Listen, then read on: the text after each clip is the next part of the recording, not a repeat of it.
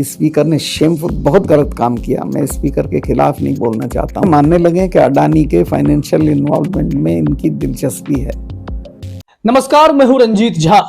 साहेब और मित्र के मुद्दे को जो अब तक कम करके आक रहे हैं, उन सभी को पूर्व राज्यपाल सत्यपाल मलिक को एक बार जरूर सुन लेना चाहिए। सत्यपाल मलिक ने द वायर को इंटरव्यू दिया है और यह इंटरव्यू इतना बवाली है जिसके चलते पूरे भाजपाइयों के बीच हड़कंप मचा हुआ है, क्योंकि सत्यपाल मलिक ने सीधे तौर पर प्रधानमंत्री मोदी को आड़े हाथों ले लिया है।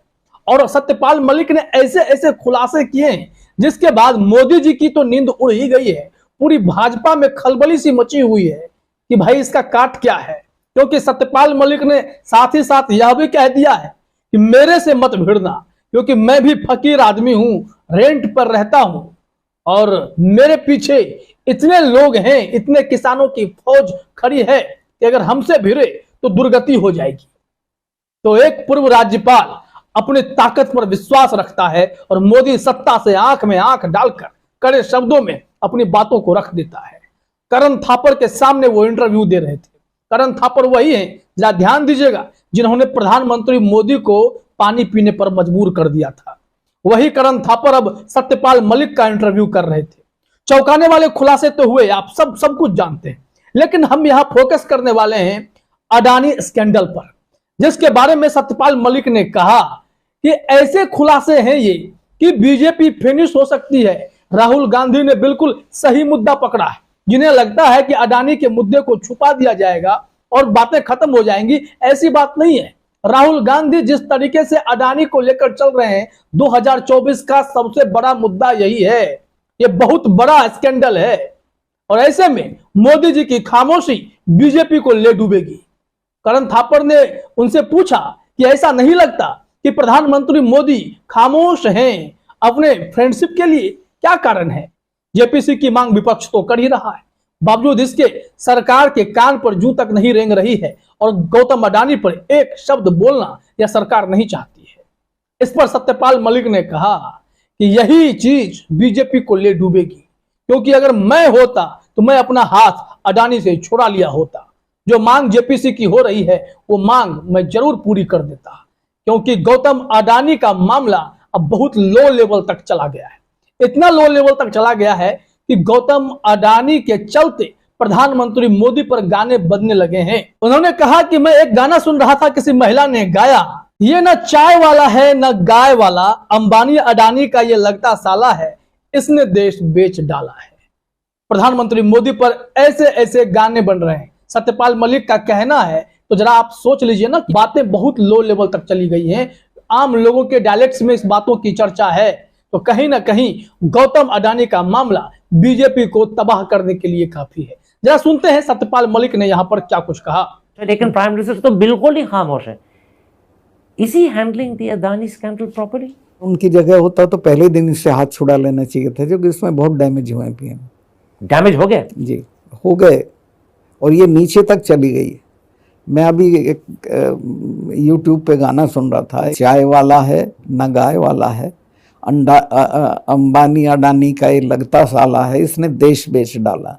अगर ये लैंग्वेज लोकल डायलेक्ट में नीचे चली जाती है तो आप समझो नुकसान हुआ है कि नहीं हुआ है।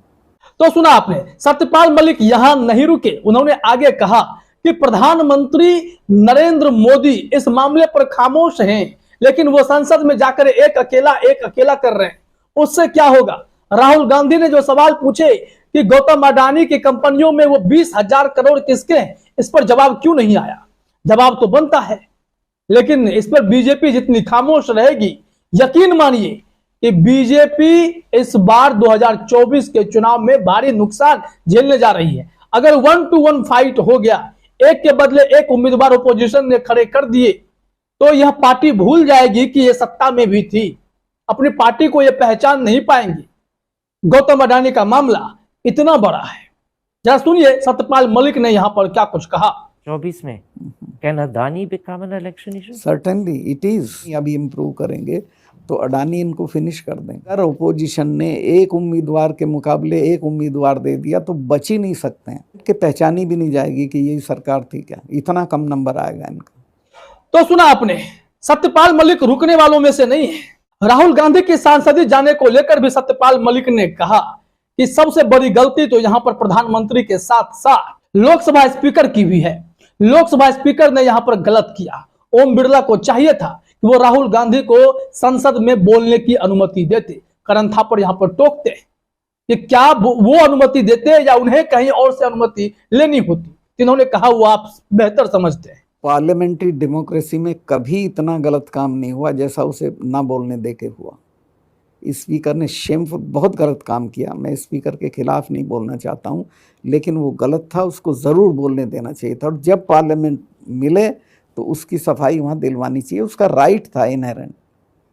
ये स्पीकर साहब का डिसीजन था या स्पीकर साहब को ये डिसीजन दिया गया था किसी और ने? किसी का डिसीजन होता है क्या? तो राहुल गांधी को रोकने के लिए इतने सारे प्रपंच रचे गए, तो ओम बिरला भी यहां पर गलत बताए जा रहे हैं सत्यपाल मलिक के द्वारा। मतलब पूरा खेल आप समझ लीजिए। इस खेल में सार यही है कि गौतम अडानी और प्रधानमंत्री मोदी के रिश्ते पर उन्होंने कड़ा चोट कर दिया। लोग ये मानने लगे कि अडानी के फाइनेंशियल इन्वॉल्वमेंट में इनकी दिलचस्पी है। वहाँ का रुपया वो चीफ मिनिस्टर तो सारा खा नहीं रहे हैं, वो यहाँ भी आ रहा है और यहाँ से फिर कहीं जा रहा होगा, तो हो सकता है अडानी को जा रहा हो। सत्यपाल मलिक रुकने वालों में से नहीं है। वो किसानों के लिए खूब लड़े, मोदी सरकार से आंखों में आंख डालकर सवाल करते रहे। उसका खामियाजा उन्हें कई बार भुगतना पड़ा। खबर तो यह भी है कि जैसे ही उनका राज्यपाल वाला कार्यकाल खत्म हुआ, उनकी सुरक्षा हटा ली गई, Z+ सिक्योरिटी समाप्ति कर दी गई, उनको एक निजी सुरक्षा अधिकारी दे दिया गया है और वो भी आ नहीं रहा था। तो इससे आप समझ सकते हैं कि मोदी सत्ता सत्यपाल मलिक से घबराकर उन तमाम हथकंडों को भी अपनाने लगी है, जिससे कि सत्यपाल मलिक घबरा जाए, विचलित हो जाए। जैसा कि उन्होंने विपक्ष के नेताओं की आवाज को खामोश करने के लिए जांच एजेंसियों का दुरुपयोग किया है। इस मामले पर करण थापड़ ने उनसे पूछा भी कि आपको डर नहीं लगता कि कहीं ऐसा ना हो कि मोदी साहब आपसे नाराज हो जाए और कुछ फिर ऐसा कुछ रिएक्शन हो। इस पर सत्यपाल मलिक ने कहा कि मैं किसी से डरता नहीं, मेरे पास छुपाने के लिए भी कुछ नहीं है।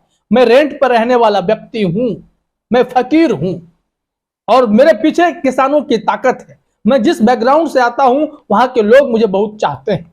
तो ऐसे में अगर वो मुझसे भिड़ेंगे तो अपनी दुर्गति कराएंगे, ये मैं बता देता हूं। सत्यपाल मलिक भी बिल्कुल निर्भीक निडर होकर मोदी सत्ता से दो हाथ करने के लिए तैयार है। उन्होंने कहा कि मुझे राजनीति का कोई शौक नहीं है। बावजूद इसके अगर मोदी सत्ता उनके पीछे पड़ती है तो दुर्गति तय है। जरा सुनिए सत्यपाल मलिक ने यहाँ पर कैसे बेबाकी से अपनी राय रखी है। वो आपसे ये सुन के बहुत नाराज होंगे, याद रखिएगा। हाँ, मुझे तो क्या कर सकते हैं, मरवा मुझे नहीं सकते, टप्स मेरे पे ज़्यादा हैं। कम्युनिटी मेरी बहुत बड़ी है, छेड़ नहीं सकते, इनकी दुर्गति हो जाएगी। और मेरी कम्युनिटी में किसानों के इशू पे बोलने के बाद मुझसे इतनी हमदर्दी है कि जिस दिन मुझे छेड़ेंगे इनको पता चल जाएगा, ये लोग पब्लिक मीटिंग नहीं कर पाएंगे कहीं।